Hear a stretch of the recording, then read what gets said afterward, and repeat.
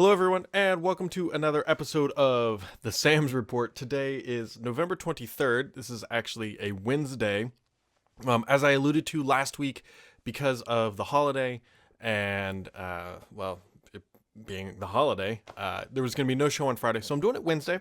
And I got a lot of questions just over the past, year or year and a half or so, since I've been doing this about all the technology and stuff that makes this possible for people who want to start up their own podcast.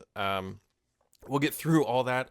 There's a lot of stuff involved, but I've learned quite a few things over the years, and happy to kind of share what I use to make this stuff happen, and also what we use for First Ring Daily, which is the podcast that takes place on that's like studio set behind me. But first, there is a little bit of news this week. Even though Microsoft is kind of a little bit quieter, they said there's no insider builds this week, and granted, most people have likely today off, tomorrow, and Friday if they're using a little vacation time, but definitely have tomorrow and probably Friday off. Not a very busy week in the news world, not surprisingly, unless you're trying to hide something. So, a couple things to kick stuff off. Mary Jo Foley got the scoop on this. I had a little bit of information about it, but she had a little bit more and was able to put the whole story together. And what this is, and this has been talked about to death, but it's x86 emulation on ARM. This is phenomenal. I'm very excited about this stuff. There's two really key reasons. One, if Microsoft can do this, and now you got to understand the timeline for this stuff. They're expected to come out in 2017, roughly about a year from now, with a new Snapdragon. I think it's the 830 chip will support emulation at the chip level. But that's not really the timeline I'm talking about here. The timeline for this stuff, the first iteration of this emulation, provided they get it to a workable level, is not going to be phenomenal. It's not going to be game-changing overnight. But if they can get basic x86 emulation running on ARM chips, over years, they're going to be able to maximize that capability to probably potentially run full native x86 applications on ARM without much issue. Granted, keep in mind, the first iteration is going to be, it's going to work if they get it to work. Obviously, that's a dumb sentence. It will work, but you won't be running AutoCAD and that type of thing on this setup. But if you could run, let's just say notepad.exe in this environment, that would be it'd be one step in a very long journey to actually effectively removing x86 from the world.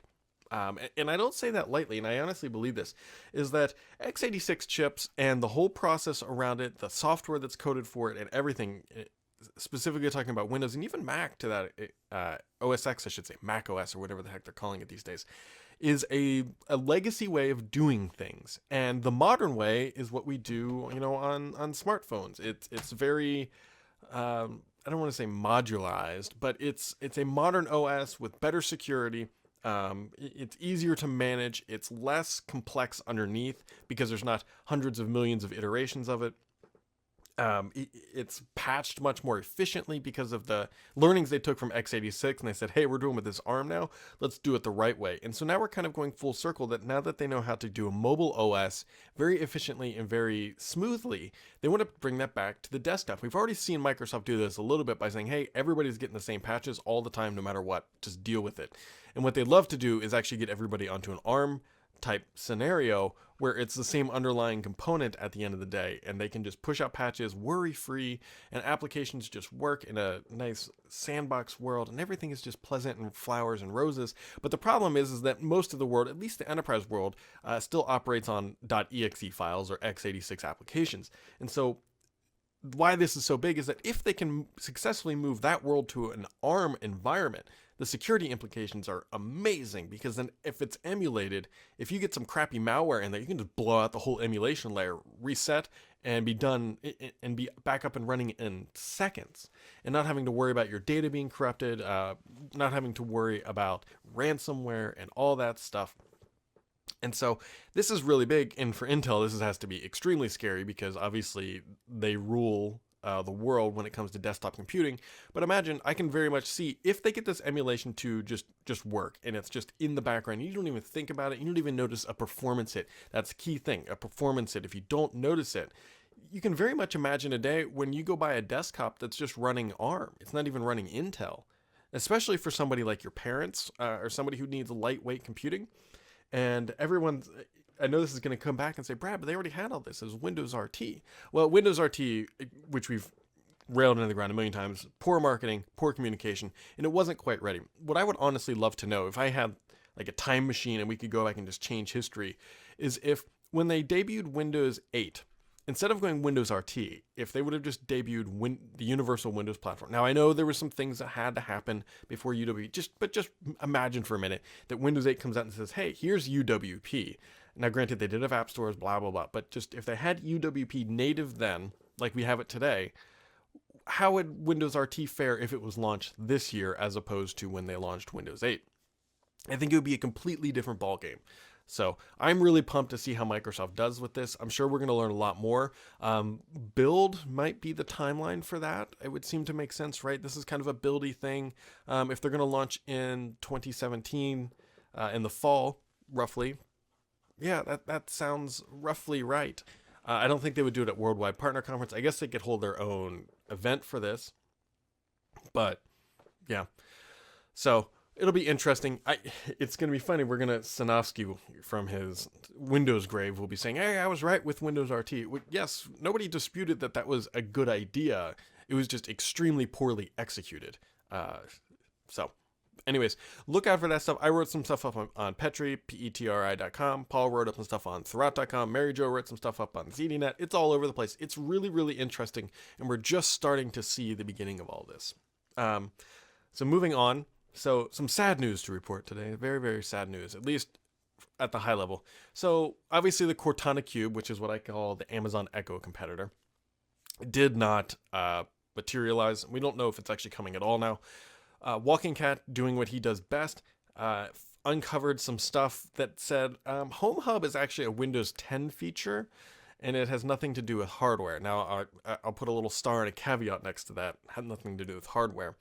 But what it found, and it was actually very clear, it says Windows 10 is a family feature, and what it allows you to do is for anybody to walk up to a PC, not log in, and be able to access your calendar, music, lists, and a couple other things. But really what it is just what they call above the lock screen functionality. It actually honestly sounds a lot like Kids Corner that was in Windows Phone that allowed kids to access the Kids Corner of the phone without being able to screw up email and all that other kind of stuff. So that's kind of what this sounds like. Now, I say that with caveat because there was a LinkedIn posting from somebody who claims to have worked on this at Microsoft in China and says that this project did have some hardware components to it, but it was put on hold and then moved into the Windows and Devices group, which is Terry's org. And so there's still a glimmer of hope that when they moved it over, they're actually just moving it over into the Windows Devices group, keyword being devices, and that this thing still exists, and that what we see as Home Hub in the documentation is really just that part of it, and that there's more to the story.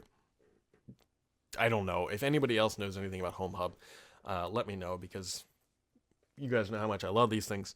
And yeah, speaking of which, if you want to Google Home, by the way, not an endorsement. I have not used one yet. Verizon's selling it for $100 instead of the usual $130 on Black Friday. So that's kind of the news. Not a big surprise. I forgot to do this at the beginning of the show.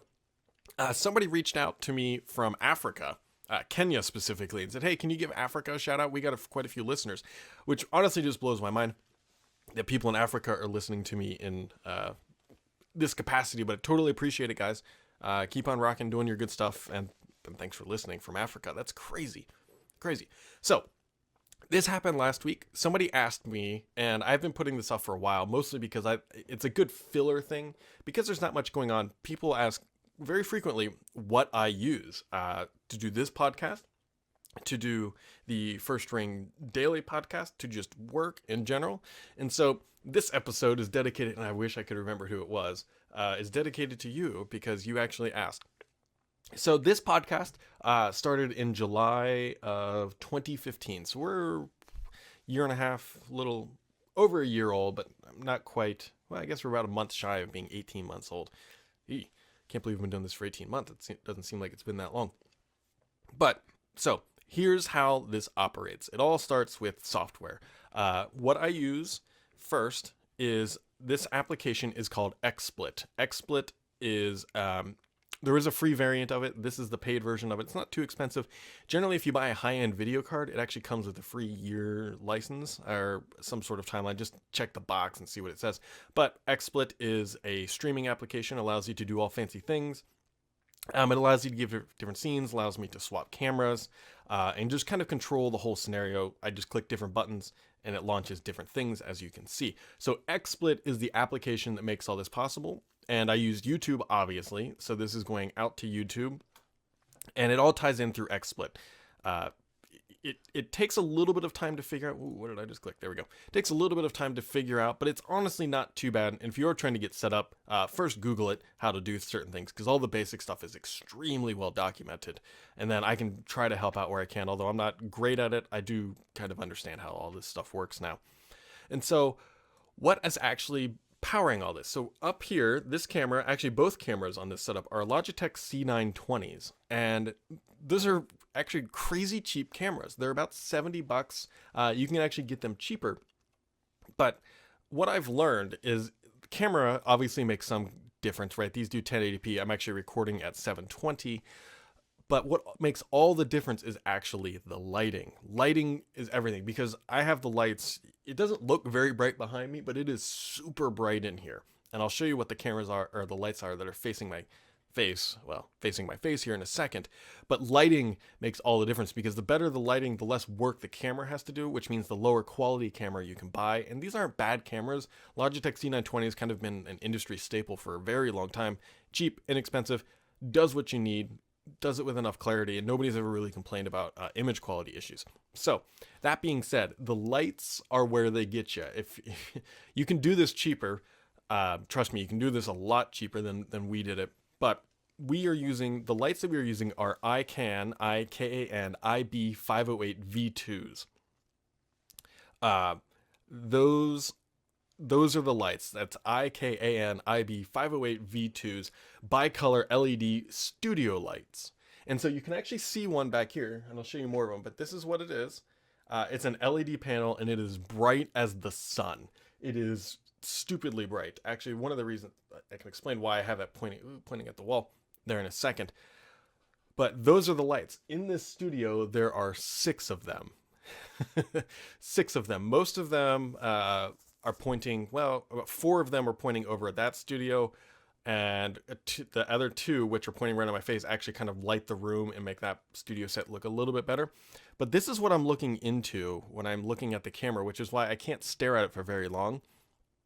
So if you're watching the live stream, you can go watch the video itself, and you'll see, I don't know what the timeline mark is here, but you can actually see, you can see my Logitech camera, and you can see 2 of these panels blasting at my face. And it's imperative that good lighting makes the difference between a podcast and a clear podcast. And so you can see, obviously, you have 2 monitors there. And yeah, so that is, how do I flip back here? That is what I'm staring at. And the reason why there's 2 is that when I have just one, because I couldn't perfectly center it, you get uneven lighting on your face, and it just looks odd. If you also notice, this is another very hard thing, there's minimal shadow behind me. If I have a shadow behind me when I'm moving my chair and anything like that, it gets really, really annoying. Actually, somebody pointed it out, so I spent a lot of time trying to figure out how to do that. And kind of the trick is to have proper backlighting. There's actually a light here, and you can't see it, but there's another light on that's up there on very dimly to just to hide that shadow. So those are the lights. Now, how do I control all this stuff? Because I'm very lazy. I have these iHome Control smart plugs. And what they allow you to do, and hopefully this will work, is Alexa, turn off the podcast lights. Okay. As I have everything tied in through my Echo. And as you can see, by turning off those lights, it looks absolutely terrible. Alexa, turn on the podcast lights. Okay. And so there's a quick lesson in good lighting versus bad lighting. And so the entire office down here is actually hooked up through the Echo. Every single light, it all runs off of that. And it's great. So, yeah, I mean, that is that is how I control the entire office. I actually even control my thermostat and all that. Am I using smart things? Honestly, I don't even know. It's the iHome plug. I could probably look that up and see what does. It's all controlled through the Amazon app. And so hold on, let me actually pull here. What is it? You go to smart home. No, it's just using, I don't know, it's just using the smart home plug. And then some of the light bulbs in here are Philips Hue, which I talked about last week. And so once I get everything recorded, because XSplit does the recording locally, which is very nice. And so obviously my backup solution here is it puts it up on YouTube, but then it's also recorded locally, and that's what I edit and then eventually upload to YouTube again. Is the editing software that I use is called Adobe Premiere Essentials. So it's not, there's two, you got to kind of figure it, or let me clarify here. There's Adobe Premiere, which is like the crazy expensive video editing software that comes with Adobe Creative Suite. You have to pay cloud service and blah blah blah blah. Adobe Premiere Essentials, for about $100, you get Adobe Elements Premiere and Adobe, I think it's Adobe Photoshop Elements. And what they are slightly lighter weight applications. They're perfect for what I do. They're pretty much, they're good for somebody what I call like the prosumer, right? You don't need the Premiere, but you need some good quality editing stuff. The Photoshop Elements works great. Premiere Elements works great. And you can get it all for about $100. Look for it to go on sale, and that's for both applications. So you spend $100 once, you get it, you're done. And that's how I edit a lot of this stuff. And so it's Adobe Premiere Elements. The computer that is running this, which I wrote up a post on Thurrott.com a while ago, it's an Intel Skylake 6700K 980 Ti graphics card, 16 gigs of RAM, solid state drives, and all that. Nothing, I mean, it's a nice machine. It is a very nice machine. It runs great. The monitors that I use are two Dell 4K P2715Qs. And so two of those, actually there's a third 1080p monitor that's, you can't see it, right behind this light, that when I do the other podcast, I put Paul's ugly face on. And so the other camera is up here, which I'll talk about in a second. And so that way I can look at Paul and it looks like I'm looking at the camera. And so then there's also, I can't remember, I can never remember, that Samsung back there is an 8 or 9,000 series. It's the highest end one. We didn't buy it the highest end one just out of the highest end one. Actually, the convenient thing about that, if you look down on the ground down there, that is a black breakout box for the ports that are on that TV. Because I had to build that wall, and that's all paneling, stone paneling. The wires have to run down behind that stuff, and it was a pain in the butt. So by doing this, I only had to run two wires up, a power cable and that breakout box cable. And then so all the wires like HDMI's, antenna, everything else, and Xbox can plug into that guy, rather than having to try to run it up behind the panel. So that is what's on the wall. Obviously, we're hosted on YouTube. Mouse and keyboard, which somebody asked, oops, wrong one, asked about. So the keyboard is, I talked about this last week, is Razer Black Widow Chroma. I absolutely love this thing. You can change all the lights. Once you get them set, they're great. I don't change them very much, and you can do fancy fun stuff. But really, I just have the keys broken out. So we have, these are all macro keys over here, number keys, anything that's like slightly different, so then it gets its own color. You can't tell, but this is purple and then this is blue, so it is a little bit different. Mouse, Logitech MX Master, great mouse. Only thing I really don't like about this mouse is that it's what is it? It's rechargeable only. Whoops. Rechargeable only, so you have to plug it in. There's no way, at least I haven't figured it out, at least not easily, to swap that battery out. So that's can be a little bit of a downer. Ooh, that's what I moved. There we go. For those who are listening, the lower third that popped up, I accidentally moved it. I knew I moved something previously. And so, yeah. And also the audio, for those wondering, is hosted on SoundCloud. I think most people know that. SoundCloud runs the RSS as well. Speakers, well, I probably should have kept it on the other view.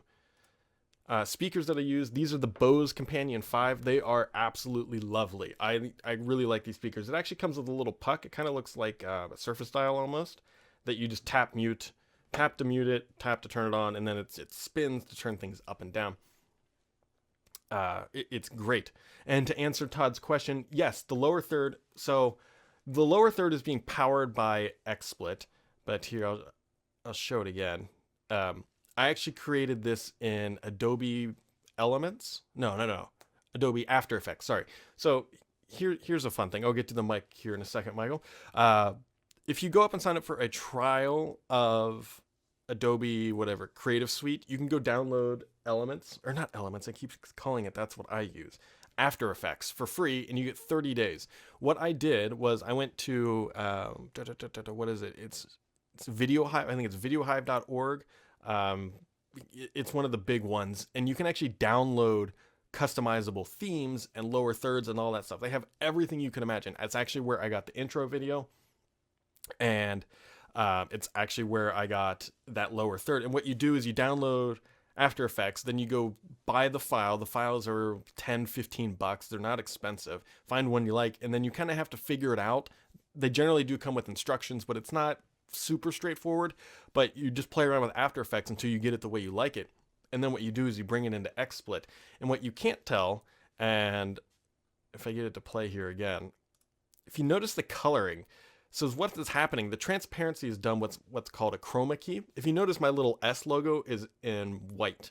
I actually had the colored S logo, but what you do is you assign a color for XSplit to make it transparent. And in this case, I chose green. So what you do is you create that animation with a green background. You bring it into XSplit, tell XSplit to ignore the color green on that video playback, and then it makes it transparent. And so that took a long time to figure out. And the Stinger video that I used is the same thing. I got it from After Effects. I edited in After Effects, bought it from VideoHive, and just kind of made it my own. But yes, it is XSplit though. It all comes through XSplit. You just click, there's different scenes. Like I have 12 different scenes set up. When I click on scene 8, it launches the Stinger video or the intro video. So the microphone, as somebody asked, this is a Blue Yeti Pro, and I actually have another Blue Yeti around here. It's the non-Pro. Not a big difference between them two. This one does require its own driver. It does give you a little bit more flexibility, which is why I got it. And this mount actually comes from the same company called Blue. And so you can see I just have it rigged up here.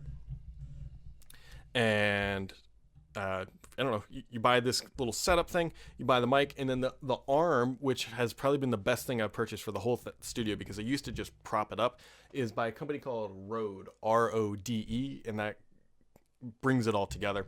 And as you can see here on the back, there's a couple different settings. If you do buy one of these guys, make sure you get the settings right for your application, because it can record from the front, the back, the sides, and the top, and so you got to have it recording where your face is. Otherwise, it sounds kind of echoey and just not as clear. Whoa, man. And so what else am I missing? And everything else just kind of funnels. It all funnels into XSplit. That's the one weakness in this thing. If XSplit ever goes down, this whole operation just kind of falls apart. So that is what I am currently using for this podcast. And so when we kick it over to the other setup, which I don't think I have. No, I don't have it set up currently to flick it over to that. Although I probably could pretty quickly, but anyways. Actually, you know what? Screw it. I'll just show you guys how this works. So what I do is I turn this camera on. And then so you can go to, and this is probably going to show a black screen for a second here. Let's see how cool and crafty I am. You're going to see source. I wonder if you can do this. See, add a source, webcams, Blackmagic capture. There you go. That should hopefully be coming through. You can see some of the stuff. And so that is the other studio. The TV is off. Actually, you know what? If I turn the TV on, you'll be able to see exactly what I'm doing. Not the Xbox. We go to PC. And so this is a little bit of Inception here. This is that screen that is up there that you guys can now see. That is what I am looking at right now. So XSplit right there in the middle. I have the YouTube stuff up on the right side where I can see the comments that everybody's trying to talk to. I do try to pay attention to those, but it's a little hard to be talking using one side of the brain and reading with another side of the brain at the same time. So if you ever see me kind of like derp out a little bit, that's usually what I'm doing. And then on the left side of the screen, and so the two apps are just snapped, is OneNote with everything that I'm going to talk about. And so that is the basic setup. As you can see, the other studio, now you can understand why the wires are hidden. You can see some of the other lights. Those bright spots on the screen, the one on the right side, where's my hand? The one that's right there, my head cover, so that's not an issue. And then I turn off that light, which is a Philips Hue light, for when we do the podcast, so there's not that bright spot. But that's the other setup, and this is all, again, through XSplit, and you can see how quickly it was to just add a new video source and bring it all back. I'm trying to think if there's anything else on that set that's different or whatever. You can just see I have carpet squares on the ground down here, and I was cutting one earlier today. And so that's, I don't know, that's kind of really that stuff. The camera that we use for, bring it back home here. I always forget which one. The camera, and so that lower third auto triggers when I switch the cameras. The camera that we're using for that setup is different. It's not a Logitech. It's actually a Canon Vixia, Vixia HFG40. Yeah, that's the camera. It's a Canon HFG40. It's a nicer camera. One of the reasons why we had to go that route and not use Logitech, couple reasons. One is we needed zoom capability, so that's actually zoomed in a little bit, and that camera has a fantastic zoom. Two, we do get a better image quality, and we have more control over lighting, and since I'm sitting further back from the lights, and because there's both Paul and I, yeah. And so this camera can't natively feed into a PC. We use a Blackmagic Design Intensity Pro 4K capture and playback input card. Oh, that's a mouthful. It actually goes into the computer, and it can do 30 frames per second or 60 frames per second, whatever we need it to do. Again, the same iCan lights there's actually two, which, forget which scene. So there's actually two of them, as you can see in the right and left of the monitor to give those kind of bright spots. And then there are four that'll eventually face my face to kind of give that. And again, the shadows are relatively minimal. I sit behind that laptop, and that kind of hides that shadow spot. And so again, no shadows or minimal shadows is the goal, because they are super distracting. The microphone we use, which are pretty crazy. So this is the mic that we use. It's actually two components. So it's a wireless lavalier mic. If you ever watched the show with Paul and I, you'll notice that there's no big mics. These are wireless lavalier mics, and they're the Sennheiser EW112P omnidirectional microphones.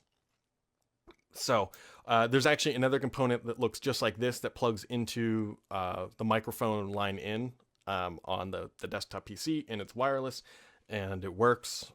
These things eat batteries like absolutely crazy, like you would not believe. And yeah, so that's the microphone setup that we actually use for that. And there are wires and everything going everywhere. It's a little bit messy behind the scenes. Like if I turn the camera around and walk through, well, you kind of saw the lights above my head, but there are wires for days in this place because of so many lights, so many different things going on. Yeah, I mean, that's mostly what I use. Somebody asked why I use OneNote online. So first off, I'm a pretty basic OneNote user. I just like to have it open and I just jot things down.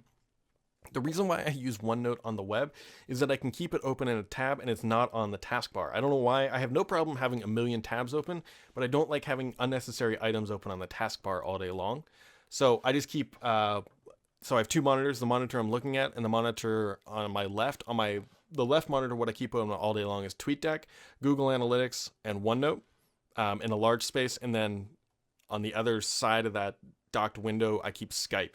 And so I have lost my mouse. This is actually generally a problem. There it is in my life, is that I lose the mouse between the different monitors that are hooked up. So, that's really like the basics of how all this stuff is done. It took me a very long time to figure out a lot of different things. I've just slowly added things. Like if you go back and watch the very first episode of this show, first off, I was in a completely different location. I was in that corner. Didn't have any of like the paneling stuff on. Didn't have lower thirds. Didn't have a good mic. Didn't have good lighting. And it's really just kind of been a journey to figure all this stuff out and just to make it work. And so I'm happy to help people where I can. Although, again, just kind of remember that I figured this all out and kind of hacked it together isn't the right term to use, but piecemealed it all together. And so the Fire Up a Podcast is super easy. The hard thing to do is actually just is to stay with it, right? Most people get really turned off when they do something and they don't get a lot of response. And so people say, how do you get into blogging, podcasting, whatever? I said, just don't quit. Just be too ignorant to stop. Because if you don't stop, people eventually realize it says, hey, this person is consistently doing it. and that's kind of what's made it work. And that goes for just about anything in life. So, trying to think if there's really anything else that's crazy use. I mean, I have a lot of different laptops and whatnot for various things on insider builds, not insider builds, production machines, backup machines. Um, I don't know. I don't know if you guys have any other questions. Happy to take them real quick. Otherwise, we can shut this thing down because it is a holiday weekend, and ooh, I am looking forward to a couple days off. Next week will be a little bit more interesting. Actually, I can tell you next week, I'm almost positive will not be a live show. I'm headed to London. I land Monday morning and I fly home Friday morning, which means I won't be around to do this podcast live. I will likely try to do it in the evening still and record it, just pre-record it and do all that stuff. And as always, because I don't want to not do it, but I'm going to Hewlett Packard's Enterprise Conference.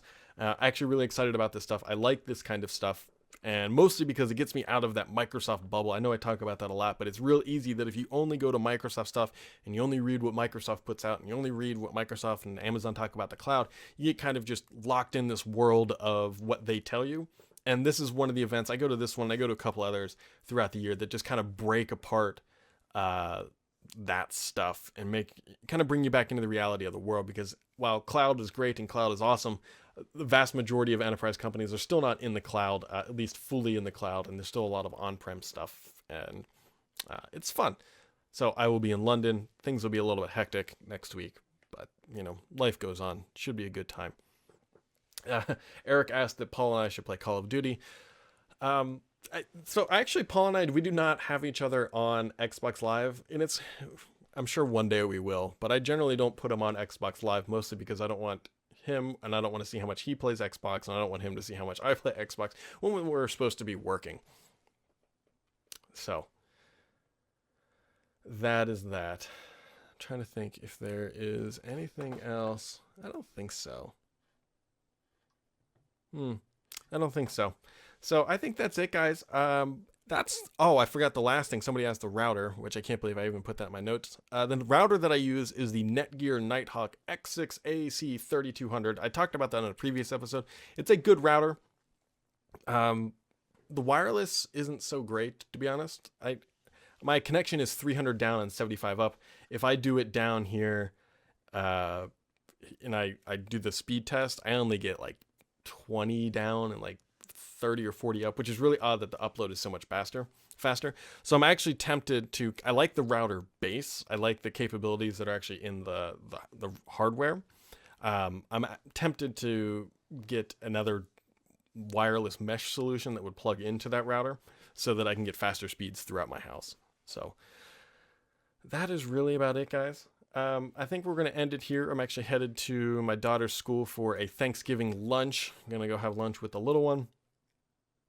And I think that's it. Have a great Thanksgiving if that's your thing this week, guys. If not, we will catch you back next week. And have a great week, weekend, or whatever. Thanks for watching. Catch you next time.